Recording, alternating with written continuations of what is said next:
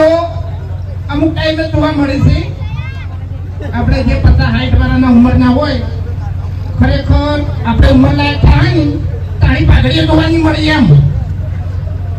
અને આજે ગુરુ પૂનમનો દિવસ છે.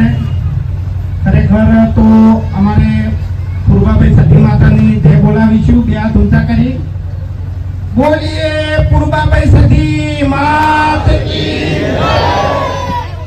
બોલીએ હર્ષિત ભવાની માત કી જય.